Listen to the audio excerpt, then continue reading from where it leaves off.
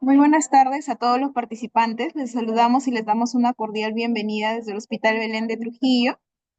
Bienvenido a todo el personal de salud a la telecapacitación del día de hoy, miércoles 14 de mayo, con el tema fasciola hepática, a cargo nuevamente del doctor José Izquierdo Chu, médico asistente especialista en infectología del Hospital Belén de Trujillo.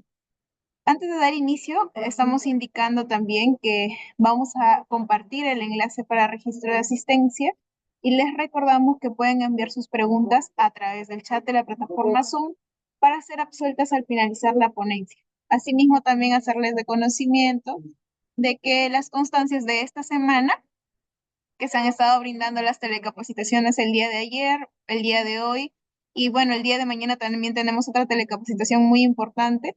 Les vamos a estar brindando el día viernes para que tengan paciencia con el envío de sus constancias.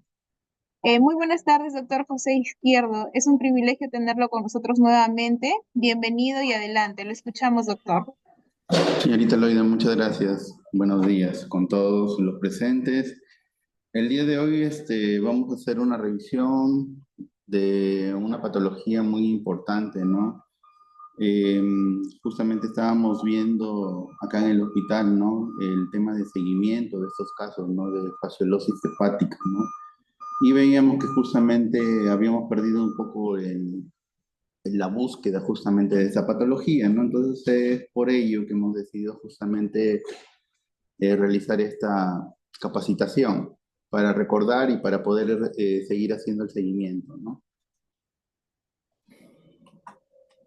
Ok, bueno, los temas a tratar, vamos a ver un pequeño caso clínico, vamos a hablar sobre la historia de la fasciolosis hepática, vamos a ver las generalidades, un poco de la definición, epidemiología, vamos a hablar exactamente de cuál es el agente, cuál es su ciclo vital, un poco con relación a la parte de relación de la fasciola hepática y el hospedador, la patogenia en este caso, forma de adquirir la enfermedad, las fases, las manifestaciones clínicas, una pequeña clasificación, las definiciones, pruebas diagnósticas, el tema de las ayudas por diagnóstico por imágenes, tratamiento tanto médico, antibiótico, quirúrgico, la utilidad justamente de la CEPRE, el seguimiento de los pacientes y criterios de alta y algunos casos especiales que se dan, ¿no? Posterior al alta, ¿no? Que debemos de ver siempre. Bueno, acá un pequeño video les quería colocar, ¿no? Es un paciente que ha sido sometido a una endoscopía. Como ustedes ven, están viendo justamente la fasciola, ¿no? Que se encuentra justamente, le están retirando de la zona gastroduodenal, ¿no? La cantidad era, justamente fue cuando roté en el Instituto de Medicina Tropical, el IPK, ¿no? El Instituto Pedro Curia allá en Cuba, y tuvimos un caso parecido, ¿no? Donde el paciente venía con dolor en hipocondrio derecho, y bueno, adicional a ello, dentro de los exámenes de laboratorio se encontró una eosinofilia, ¿no? Mayor a 20, ¿no? Entonces, se pensó justamente en esta patología y se le hizo algún procedimiento, ¿no? Y salió justamente que había fasciola, ¿no? Vamos a ir viendo las características. Bueno, vamos a empezar con un pequeño caso clínico. Una mujer de 47 años, natural y procedente de Huaraz, tiene antecedentes de una colecistectomía hace 10 años. El paciente acude con un tiempo de enfermedad de 8 meses, con dolor en hipocondrio derecho, tipo opresivo, que se irradia epigastrio. Más o menos él refería 2 horas de duración. Se asociaban náuseas y vómitos. Va a emergencia y como siempre, ¿no? Ven solamente el dolor en este caso y se le indica analgésicos. Pero el paciente persistía en este caso con la molestia, ¿no? 2 semanas después, el cuadro similar, pero en este caso se le asocia justamente a una ingesta de una comida copiosa, ¿no? Acude al hospital donde ya están pensando en otra patología y realizan una tomografía, en este caso computarizada, donde no se encuentra alteración, ¿no? El cuadro clínico Se sigue presentando de forma intermitente durante los siguientes meses, ya se le toman ahí exámenes de laboratorio, ¿no? El TGP en 126, TGO en 87, bilirrubina total en 0,9, la directa 0,26, la fosfatasa alcalina en 322, ¿no? Entonces, eh, deciden tomarle posteriormente una colangioresonancia, ¿no? Donde ven al hepático común y colédoco de 12 milímetros con imagen litiásica, ahí refieren de 5 milímetros en su extremo distal, y se indica hospitalización para una CEPRE, ¿no? Ahora, con relación a la CEPRE, ¿no? Encuentran una papila alargada, se canula vía biliar porque fue de difícil acceso, la canulación, se le inyecta contraste justamente en la zona de colédoco, que se encontraba más o menos con 10 milímetros de tamaño, ¿no? El tercio distal del colédoco había presencia de parásito, en este caso aplanado, había con movilidad activa, se extrae con la canastilla de Dormia, y bueno, ahí, como ven ustedes en la imagen, ¿no? Se muestra cómo hacen el retiro justamente del parásito, ¿no? El tratamiento que les dan es de acuerdo a la guía, ¿no? Donde hay, aparte de eso, hay una imagen donde ven la fascia hepática adulta vive en el duodeno, ¿no? Ahí también hacen, ahí está el reporte de caso. Este fue un reporte de caso de la Almenara. Y el diagnóstico fue una fasciolosis hepática. El tratamiento fue con triclavendazol, 10 miligramos kilogramo peso, dosis única. No, bueno, ahora, con relación a la historia, eh, en este caso fue el primer tremato identificado. En 1379, Jean de Brie identificó el parásito en el hígado de un ovino, en este caso. En 1551, Gesner la relacionó justamente con el consumo de pastizales próximos a las riberas de los ríos, ¿no? En 1737, Swammerdam describió las cercarias y las redias. En 1758, Linneo acuña, en este caso, el nombre de fasciola hepática, ¿no? Él fue el que acuñó el nombre, ¿no? En 1883, Leucar, en Alemania, y en este caso él era alemán, y Thomas, que era de Inglaterra, describieron el ciclo completo de en este caso, el trematoide, ¿no? Ahora, con relación a las generalidades, ¿qué es lo que dice la OPS, no? La OPS dice que es un problema de salud mundial.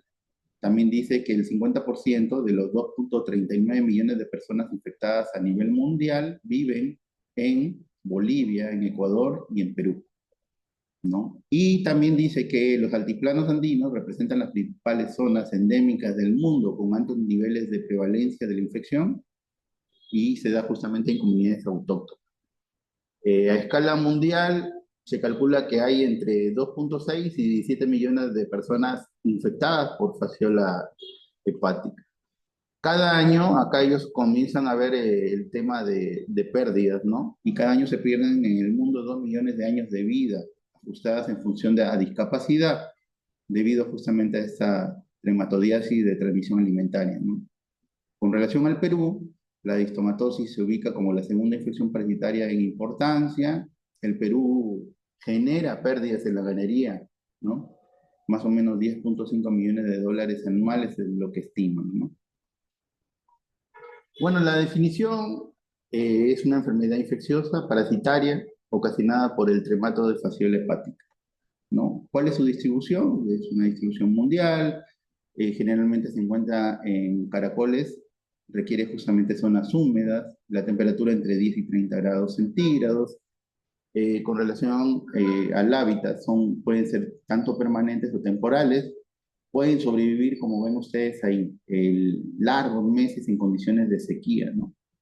Y se reinicia justamente la producción de las cercarias después de que se inunda, de que hay lluvias en dichos hábitats, ¿no? Dentro de la epidemiología, es endémica en países donde abunda el ganado ovino, ¿no? Casos en humanos se da en Sudáfrica, Europa, África, Australia y Asia.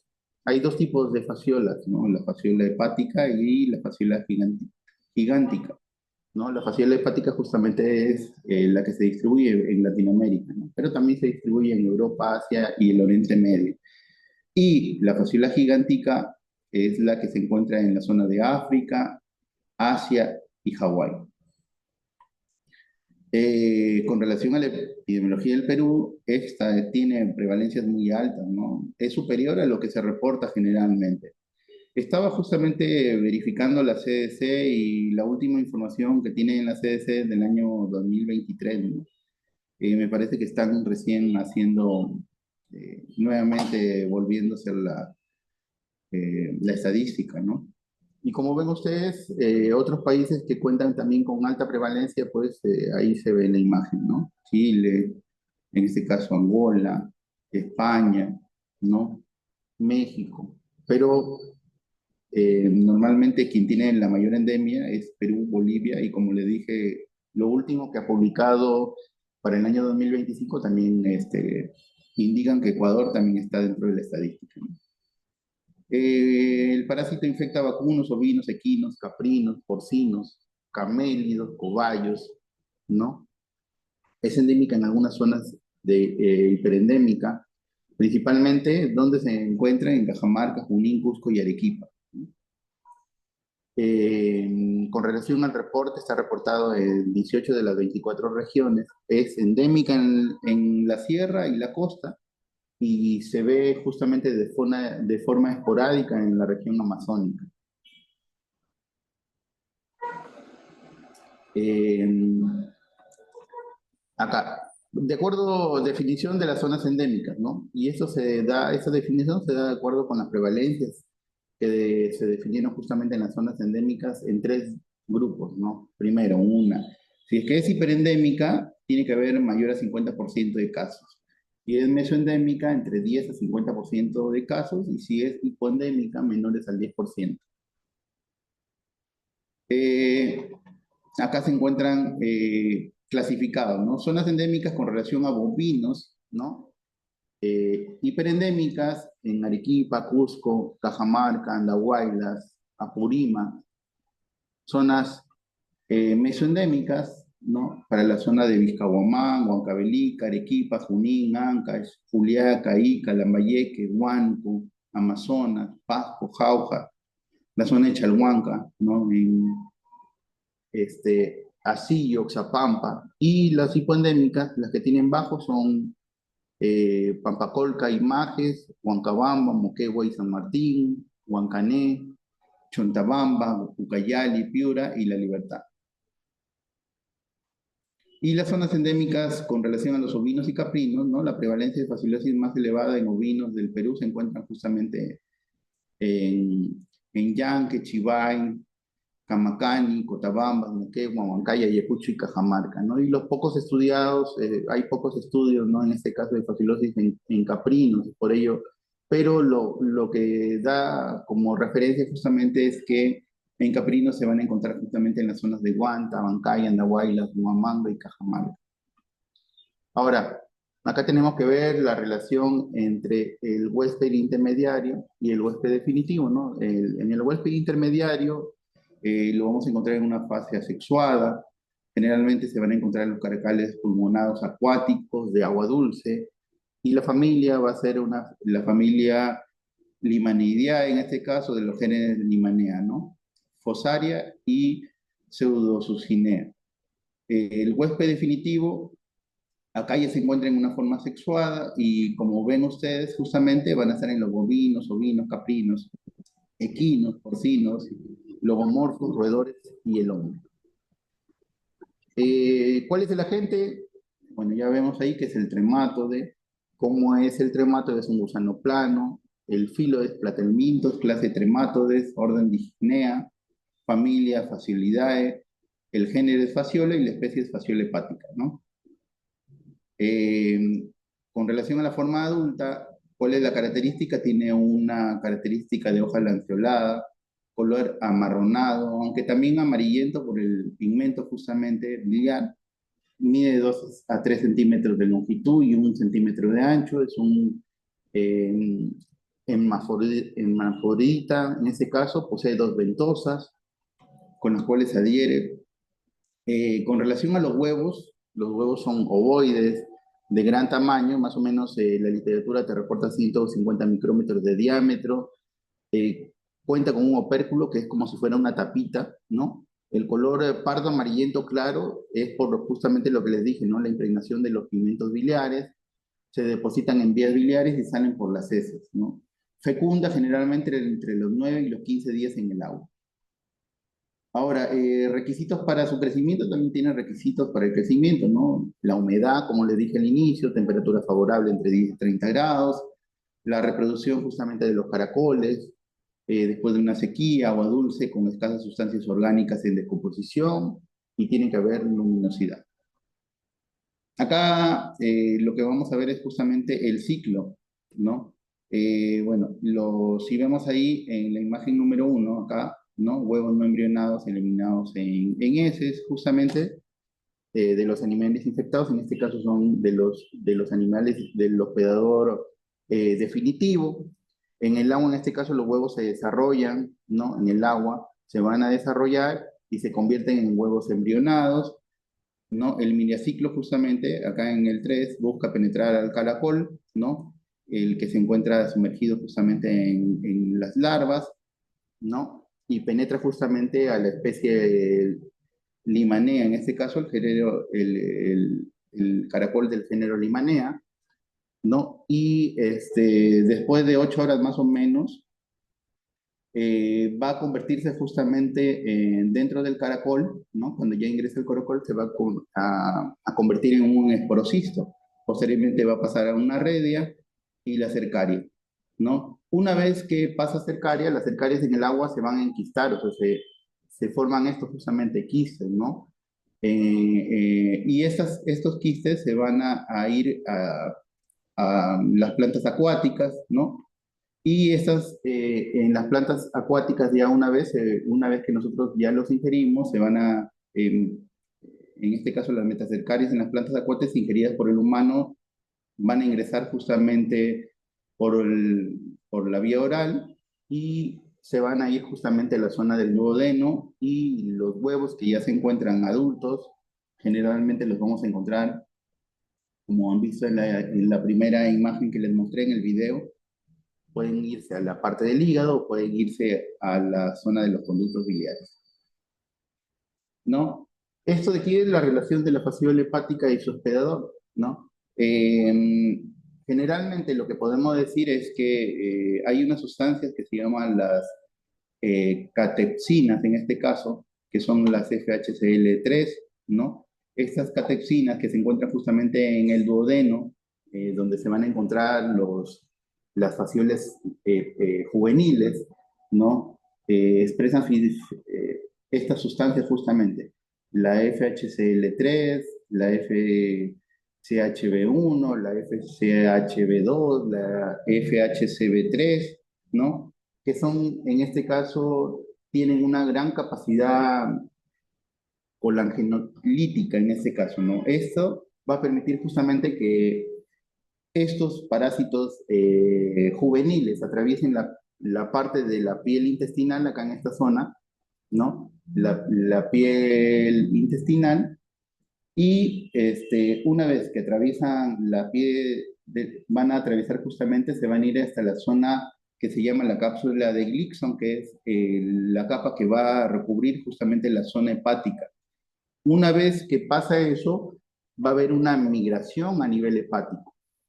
Ahora, dentro del hígado va a haber una evasión justamente, una evasión.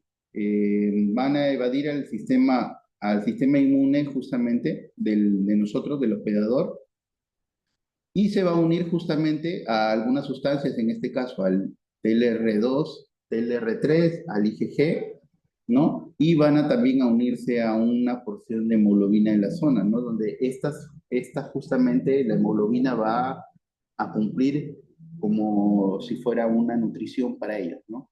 Y posteriormente, una vez que se expresan en las TLR, van a ser justamente que el parásito puede ingresar y se quede en la zona hepática, ¿no? En los hepatocitos, ¿no? Entonces, es más o menos la relación cómo ingresa, ¿no? A la parte del hígado. Ahora, otra parte, nuevamente acá, la patogenia, ¿no? Traumática, la metacercaria atraviesan la cápsula de Gleason y durante justamente su migración producen necrosis, ¿no? Estas sustancias pueden producir necrosis. Eh, También pueden producir una hiperplasia de las vías biliares, fibrosis de los conductos biliares. Ahora, ¿cómo adquirimos justamente la enfermedad? Nosotros vamos a adquirir la enfermedad a través de la ingesta de berros, ¿no? Y otros vegetales o beber agua contaminada con las metacercarias. Los berros son del género, en este caso, Nasturtium officinale. Otras plantas acuáticas como la lechuga, el jugo de alfalfa. O sea, las personas, por ejemplo, que toman generalmente sus emolientes, ¿no? Jugo de alfalfa, heno de pastura, ¿no? Forma de adquirir la enfermedad también la espinaca, beber agua de puquiales, consumo de emolientes, como les decía, o jugo de alfalfa, ingesta de hígado mal cocido en forma joven del parásito, ¿no? Ahora, hay fases. ¿Cuáles son las fases de la enfermedad? Hay dos tipos de fases, una fase aguda y una fase crónica, ¿no? Dentro de la fase aguda es de 2 a 4 meses, ¿no? Se da eh, a través de un proceso migratorio invasivo hepático parenquimal. Y cuando va a terminar, justamente termina cuando las larvas alcanzan justamente la parte de los conductillos biliares que ya habíamos visto en la imagen, ¿no? ¿Qué va a pasar justamente en la fase aguda? Lo que les dije, ¿no? Destrucción del tejido, hay una fuerte inflamación, por eso que los pacientes tienen justamente la sintomatología del dolor, ¿no? Reacciones tóxicas, puede haber alergia, puede haber prurito en los pacientes, sistémicas y hemorrágicas, ¿no? Y en la fase crónica, que acá se da con la forma de las larvas inmaduras, ¿no? Que van a madurar, al final van a ser al parásito adulto y estos de aquí en la fase crónica van a dar huevos en las heces, ¿no? Esta fase puede ser una fase latente asintomática o puede ocasionar el otro inconveniente que es la obstrucción, ¿no? En este caso ya es una obstrucción sintomática, ¿no? Y en los conductos biliares el parásito adulto causa justamente una hiperplasia de las paredes con marcada fibrosis. Hay una secreción de enzimas parasitarias que justamente, ¿qué es lo que van a hacer? Van a destruir justamente el parénquima hepático, ¿no? Y eso va a ser en la fase crónica. Ahora, ¿cuáles son las manifestaciones clínicas? Esto es importante, lo que les dije en el caso, ¿no? Los pacientes generalmente pueden venir con fiebre intermitente, pero lo característico es el dolor abdominal en hipocondrio derecho, ¿no? Y epigastrio, no se le irradia. Hipocondrio derecho, epigastrio, puede haber una hepatomegalia al momento que hacemos la revisión del paciente, una hepatomegalia dolorosa, ¿no? Náuseas, vómitos, puede haber diarrea. Los pacientes generalmente cursan con anorexia, refieren haber perdido de peso, lo que les dije también, el tema de que pueden tener urticaria, ¿no? Algunos de los pacientes pueden tener casos de tos y en los exámenes de laboratorio vamos a ver de todas maneras la eosinofilia, ¿no? Y podemos también verificar en los exámenes de laboratorio que los pacientes pueden cursar con anemia. Y en la fase crónica, bueno, algunos de la mayor cantidad de los casos siempre que se ha visto son asintomáticos, pero como les dije, los casos que al final se complican pueden producir en este caso colangitis y obstrucción de la vía biliar intermitente, ¿no? Justamente por el movimiento mismo del parásito.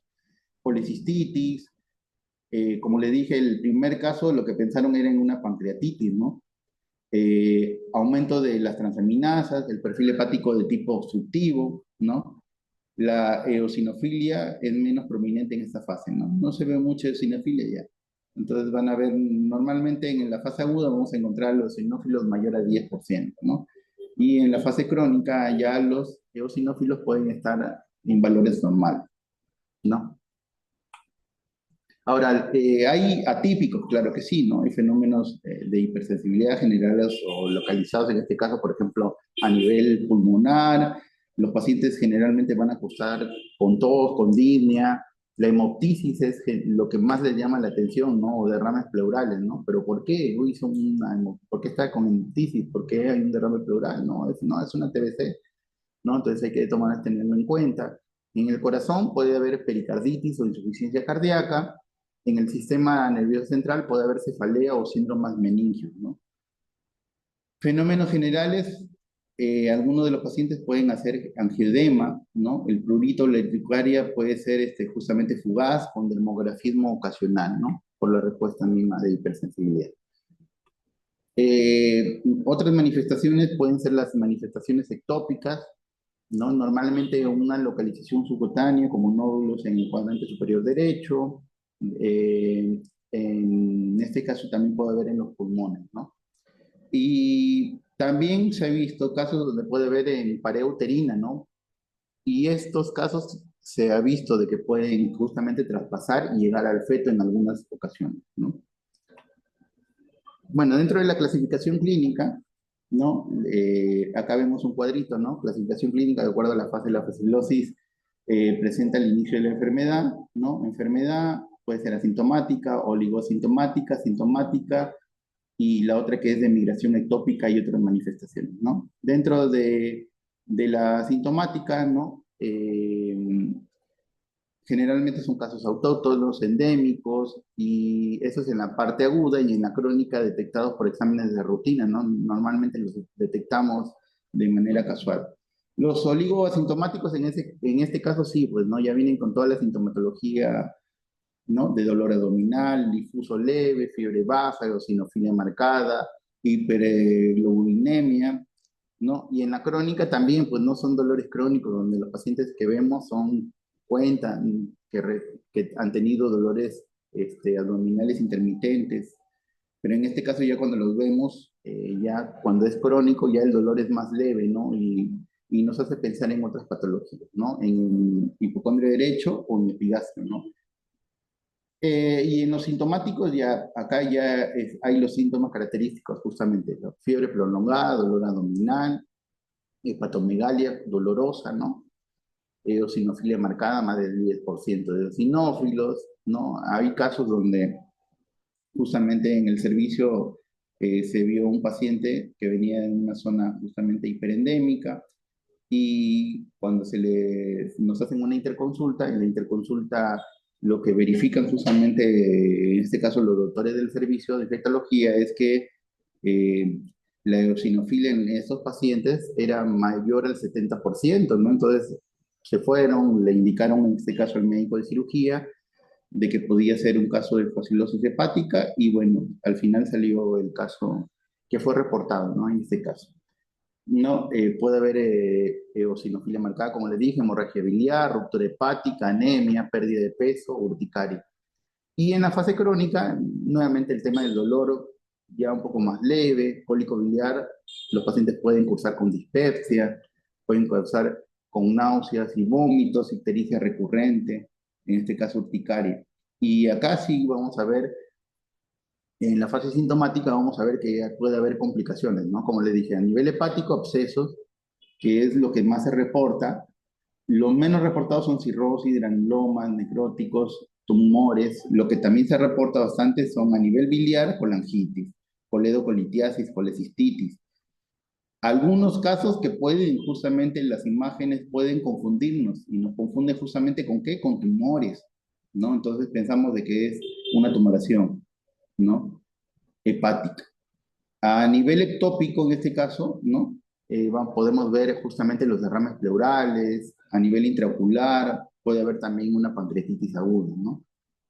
Y las no complicadas, ¿no? Hígado, vamos a ver quistes, nódulos, tumores. En la parte biliar vamos a ver que los pacientes generalmente cursan con una colecistitis crónica, ¿no? No hay complicaciones, ¿no? Y dentro de la migración ectópica y otras manifestaciones, acá ya vemos un nódulo migratorio pruriginoso en el tejido celular subcutáneo y peritoneo, ¿no? Los pacientes cursan con artralgia, linfadenopatías, anemia hemolítica, convulsiones, derrame pleural, ¿no? Y en la fase crónica ahí vemos nódulos subcutáneos y nódulos gástricos. Hay que tener en cuenta eso, ¿no? cuando evaluamos a un paciente, ¿no? Nódulos subcutáneos, nódulos gástricos, puede ser en una etapa crónica, de todas maneras hay que descartar, ¿no? La patología. Infectología siempre se caracteriza por el tema, cada vez que nos vamos a ir a una interconsulta, vamos a decir cuáles son las definiciones operativas, y es que estas definiciones operativas nos hacen decir si es que es un caso o no un caso probable, ¿no? Como por ejemplo cuando vamos a los servicios y le decimos, no, este caso no es un caso probable de dengue, ¿no? Igualito acá. ¿Cuál es el caso sospechoso en este caso? Miren, dice caso compatible con la descripción clínica procedente de las áreas endémicas o hiperendémicas o no, con antecedentes de ingesta de verduras frescas, como por ejemplo el berro, ¿no? El alfalfa, la lechuga, o otras de tallo corto, ¿no? O por consumir agua no tratada, ¿no? De fuentes naturales, ¿no? En este caso las crudas, ¿no? Las personas que no hierven el agua, ¿no? Ensaladas, los emolientes. Hemos tenido casos justamente de pacientes que por el consumo de emolientes, justamente de extracto de alfalfa, se han contagiado, ¿no? Jugos o extractos vegetales crudos, también hay que tener bastante en cuenta eso, ¿no? Mal lavados. Y el caso probable es un caso agudo que además de la sintomatología clínica, en este caso presenta, ya lo vemos ahí en el examen de laboratorio, eosinofilia elevada, ¿no? Mayor al 10%, y o transaminasas hepáticas, en este caso elevadas, como por ejemplo la fosfatasa alcalina elevada, ¿no? El caso crónico, además de la sintomatología clínica, presenta exámenes compatibles con una disfunción biliar y cálculos biliares, ¿no? Como la colangiografía y la ecografía abdominal superior, ¿no? En este caso, cuando les hacemos el seguimiento, ¿no? A través de imágenes. Y el caso confirmado ya es un caso sospechoso probable, donde se detectaron en este caso ya los huevos, ¿no?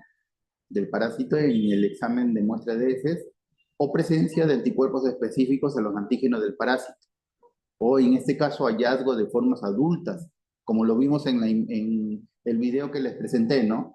Con técnicas no invasivas o quirúrgicas. ¿Okay? Acá, ¿cómo es la forma del diagnóstico? Detección directa de huevos de fasciola en heces, aspirado duodenal o biliar. ¿Qué otra forma puede ser? Presencia de anticuerpos contra el parásito, ¿no? Entonces, vemos exposición, los anticuerpos de 2 a 4 semanas y la producción de huevos más o menos de 3 a 4 meses, ¿no? Esto es muy importante porque vamos a ver el tema del seguimiento. ¿Cuándo hacemos seguimiento? Y vamos a ver al final, ¿no? Porque muchas veces tratamos mal a estos pacientes y queremos hacerle seguimiento cada 15 días o cada mes, y cuando bien claro es 3 4 meses, al final de los 90 días deberíamos hacerle seguimiento. Más adelante lo vamos a hablar.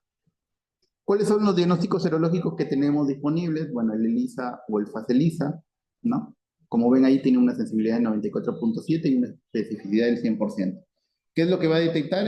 Anticuerpos IgG del suero contra el antígeno, en este caso, en fase 2. Del parásito adulto es útil para el diagnóstico de la fase aguda y crónica, y también en casos de la ectópica.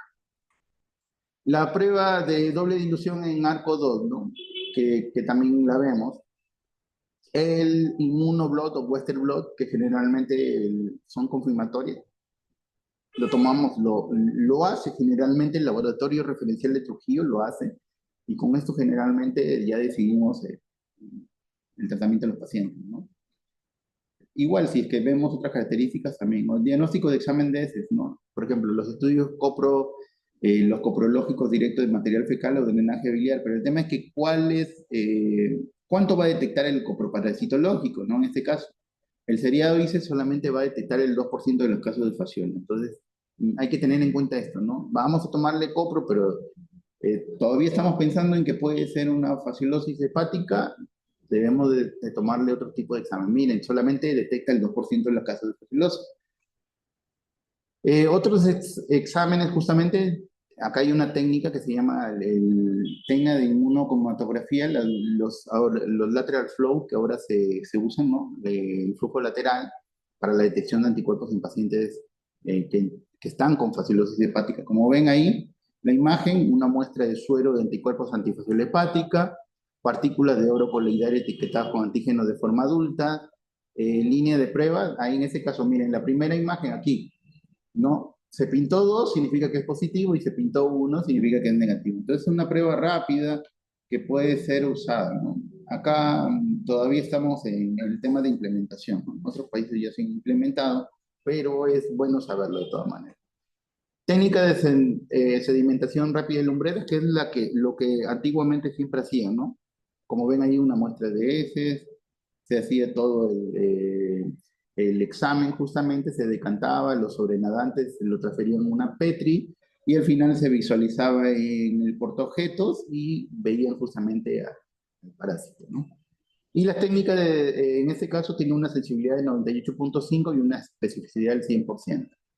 Otra de las que normalmente nos olvidamos y debemos de hacer, porque acá, por ejemplo, sí lo podemos realizar, el CATO-CATS, ¿no? Entonces, más o menos es el fundamento. Podemos distinguir diferentes tipos de parásitos, ¿no? Al analizar justamente esto, ¿no?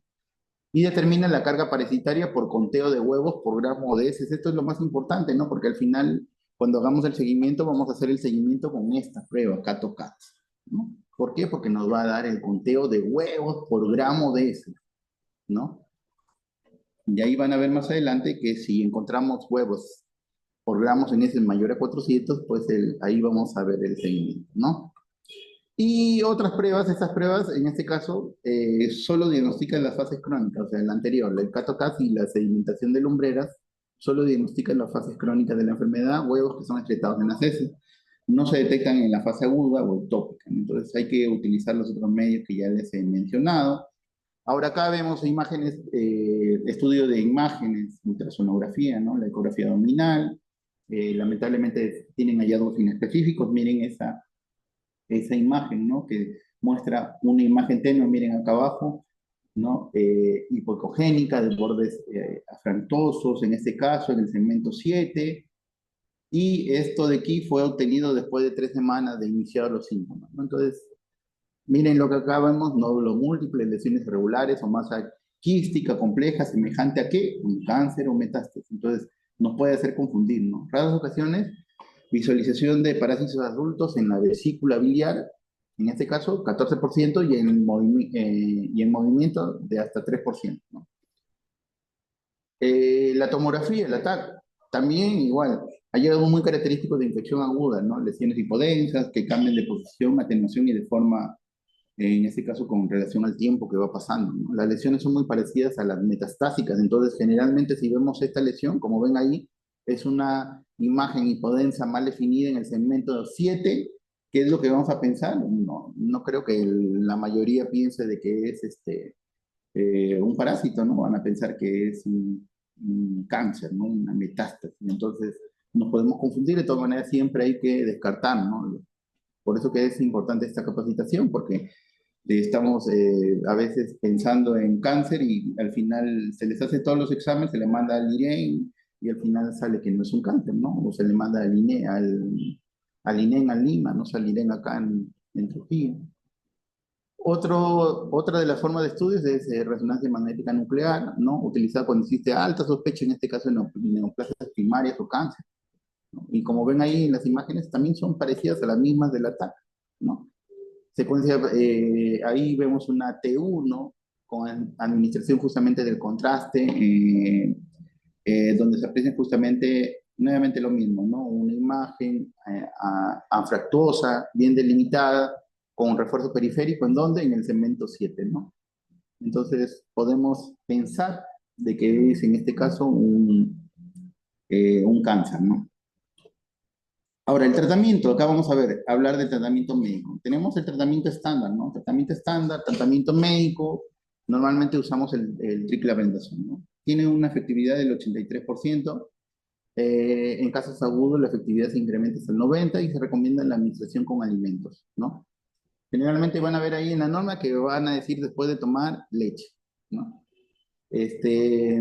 Ahora acá, esto de que es la norma, esta es la norma, es la 266 del año 2019, ¿no? Donde dice el antiparasitario es triclabendazol, se le da 10 miligramos kilo de peso corporal, la tableta viene de 250 miligramos y dice y dosis única inmediatamente después de la ingesta de alimentos, ¿no? Leche. Ahí colocan así. Ahora, tenemos que tener consideraciones. Esto de aquí seguramente me iban a preguntar en el momento, acá vamos a ver las consideraciones, ¿no? No dar tratamiento durante el primer trimestre de embarazo, ¿no? Si se administra, Durante el periodo de lactancia, suspender esta por 7 días. Suspendemos la lactancia por 7 días. Lo que les decía, ¿no?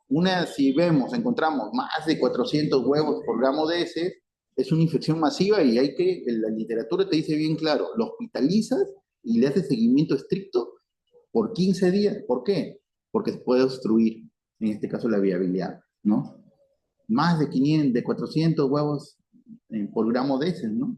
Bastante, ¿no? ¿Se puede administrar dosis adicionales? Sí, eso de ahí es con relación a la evaluación justamente de nosotros, los médicos, los infectólogos. Como máximos podemos llegar hasta 3 dosis para un mismo tratamiento según el criterio justamente de nosotros, ¿no?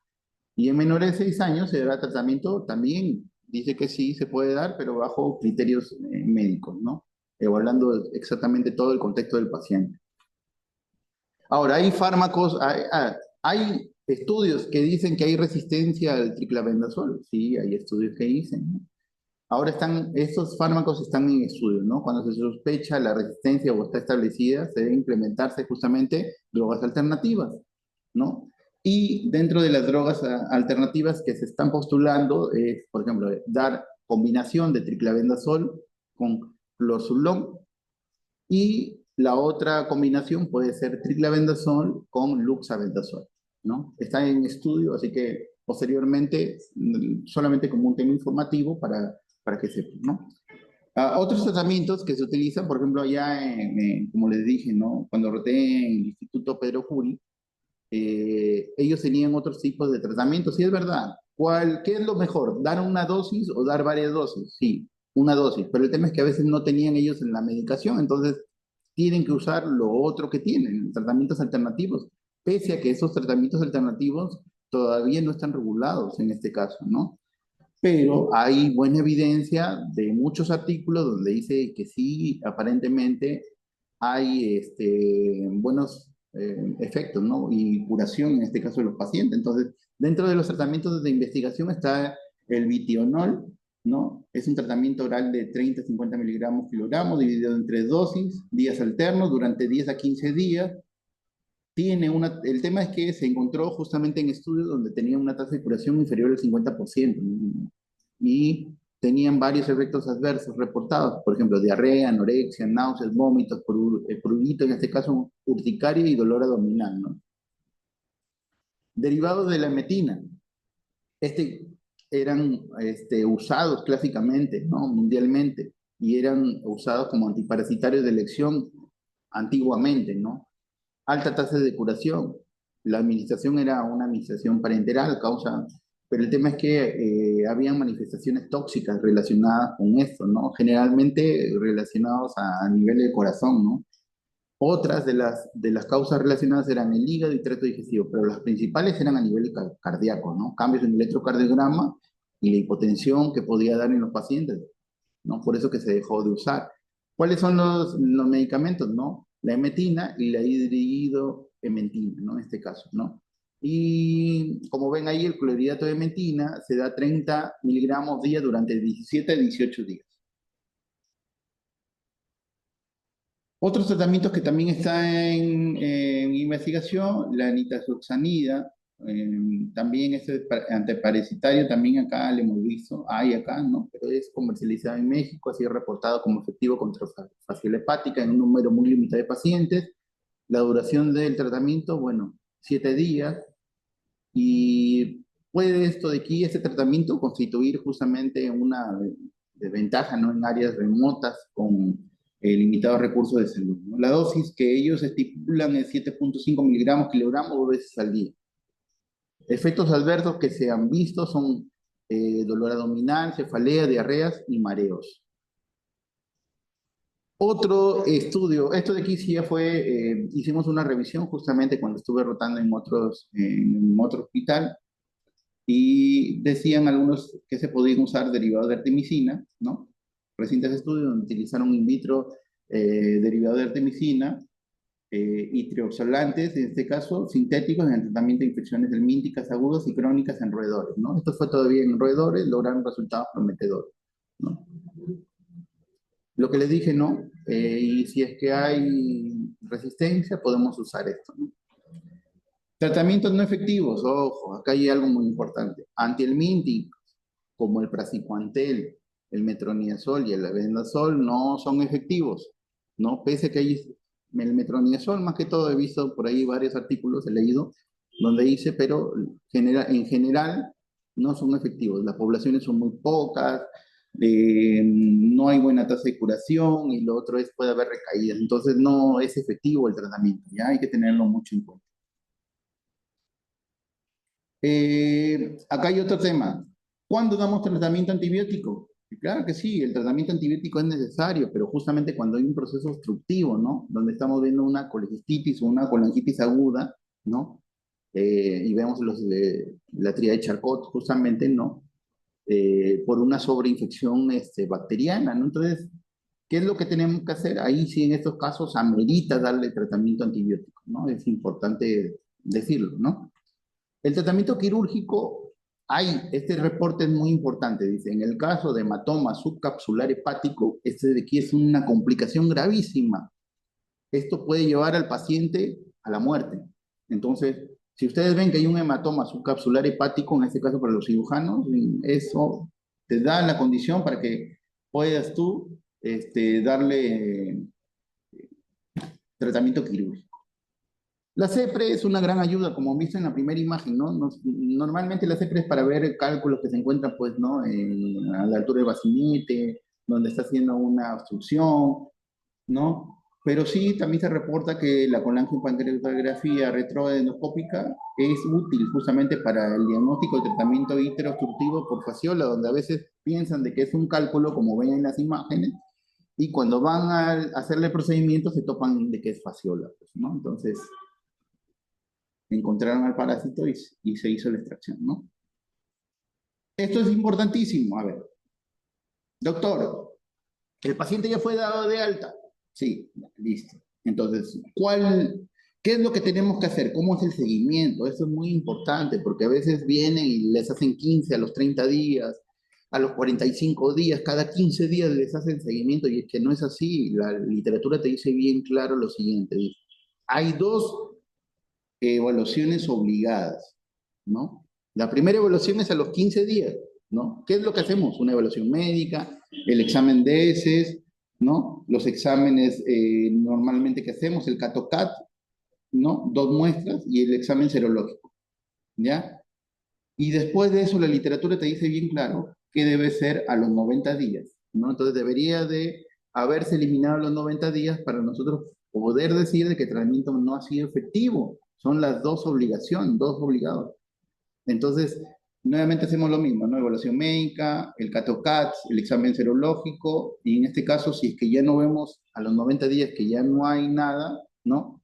De parásitos por gramo DS, entonces simplemente le damos de alta o si en todo caso encontramos, podemos definir otra cosa, por ejemplo, que es una reinfección, que lo vamos a ver más adelantito. Y los criterios de alta. ¿Cuáles son los criterios de alta? ¿No? Pues van al paciente. Nosotros ya tenemos los exámenes donde dice CAT-OCAT negativo los 90 días. Ojo, 15 días obligado, 90 días obligado. No cada 15 días, no cada mes, cada 2 meses, no. Esto es de aquí está normado. 15 días obligado, la primera evaluación y la última evaluación a los 3 meses. ¿Ya? Entonces, ¿cuáles son los criterios de alta? El paciente llegó y dice que ya tiene mejoría del estado general, desaparición de los síntomas digestivos, ya no tiene nada, no refiere nada, examen parasitológico negativo a los 90 días de tratamiento, o sea, la segunda evaluación, y disminución evidente en los títulos de los anticuerpos a las pruebas serológicas. Con eso le damos de alta. Ahora, ¿hay casos especiales? Claro que sí, hay casos especiales. Por ejemplo, una reinfección. ¿Cuándo se da? Cuando el paciente vuelve a infectarse después de haber sido dado de alta, ¿no? ¿Qué es lo que se tiene que hacer después de los 90 días? Darle nuevamente tratamiento, ¿no? Recaídas, cuando el paciente se negativiza en los controles iniciales, pero posteriormente se encuentran huevos hasta los 90 días. Los títulos serológicos no han variado significativamente y se repite el tratamiento, nuevamente recaída. Y el refractario, ¿cuál es el refractario? Cuando el paciente recibe las dosis adecuadas y no responde al tratamiento, ¿no? En este caso podemos evaluar eh, si es que se le debe dar un nuevo tratamiento cuando hacemos un seguimiento, en este caso obligatorio, del esquema de control.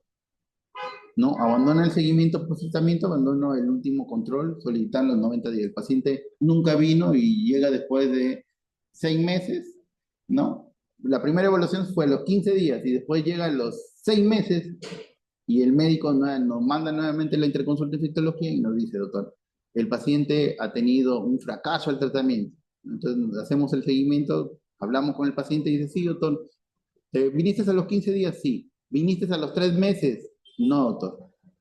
Y ahorita estás viniendo después de cuánto tiempo, a los 6 meses. Entonces ya no, pues no, abandona el seguimiento, tratamiento, no vimos nada, entonces no supimos si era un paciente con una reinfección, una recaída, o era refractario el tratamiento, ¿no? Entonces nos quedamos con la duda, ¿no? Bueno, eso es todo. ¿Alguna pregunta? Claro que sí, doctor. Muchísimas gracias por la ponencia del día de hoy, que nos ha brindado la información muy necesaria e importante para cada uno de nosotros. Vamos a pasar al momento de las preguntas que nos puedan realizar nuestros participantes el día de hoy. Entre tanto, doctor, ¿nos pudiese brindar alguna sugerencia final, alguna conclusión final con respecto a la telecapacitación brindada sobre fasciola hepática? Sí, miren, hay algo muy importante, ¿no? Esto de aquí, este cuadrito que les estoy mostrando en pantalla, ¿no? Este cuadrito es muy importante. Nuevamente, volvemos a lo mismo, ¿no? Paciente, ya fue tratado, ¿no? Sabemos que utilizamos el triclavendazol, ¿no? Que ojo, también eso, el triclavendazol ha sido regulado por la OMS porque ellos están esperando que para el 2030, supuestamente, no tengamos ya fascilosis hepática, ¿no? Esa es la meta para ellos, ¿no? Y por eso que se ha dado el tema de libre consumo, en este caso del triclavendazol. Entonces, esto es muy importante. Una vez que ya dimos de alta a un paciente, o sea, ya le dimos el tratamiento, los síntomas disminuyeron, ya vimos que tenemos que hacerle seguimiento después de los 15 días, ¿no? Para ver que no haya habido un proceso obstructivo. Viene el paciente, no hay proceso obstructivo, le sacamos los exámenes, todo va todo bien, todavía hay presencia del parásito, claro que sí, por gramo, en este caso, de heces, pero acordarnos que ya de aquí tenemos que hacerle seguimiento, no hacerle cada 15 días, tenemos que explicarle bien al paciente, podemos optar, ¿no? De repente hacerle que venga la evaluación a los 30 días y a los 60 días, pero no quiere decir que si a los 30 días o a los 60 días que lo citamos, o sea, a los 2 meses, encontramos, debemos de darle nuevamente el tratamiento, no, debemos de esperar hasta los 90 días, que dice la literatura que el tratamiento debe de hacer efecto justamente, ¿no? Matar completamente, ir disminuyendo la cantidad y eliminar completamente la cantidad, en este caso, de huevos por gramo de ese. Entonces, es muy importante. Mejor hacerlo así, a los 15 días obligatoriamente y después a los 90 días obligatoriamente, para no confundirnos y tampoco no confundir a los pacientes, ¿no? Muy bien, doctor. Muchísimas gracias por las sugerencias finales.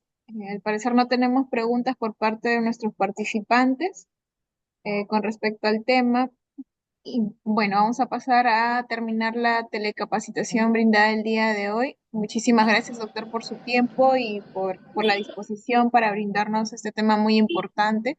También agradecer a nuestros participantes por su conexión el día de hoy. Asimismo, también, bueno, nos comentan por aquí, doctor, algunas medidas preventivas, si nos Sí, bueno, pudiese. las medidas preventivas es justamente todos los alimentos tienen que lavarse adecuadamente, hay que acordarnos que eh, las verduras que crecen a nivel de la tierra pueden estar contaminadas justamente con las metas cercarias y nos pueden contaminar a nosotros, ¿no? El tema de lo que les decía, ¿no? Que había habido pacientes que habíamos encontrado que toman generalmente sus emolientes, hay que tener en cuenta mucho en dónde lo compramos y que la persona que realiza justamente eh, nuestro emoliente lo hace de la manera correcta, ¿no? Adecuada. Y si es que fuera el caso de que presentan algún síntoma y tienen este antecedente, sería bueno que acudan al centro médico para que se les descarten, ¿no? Para que sean evaluados.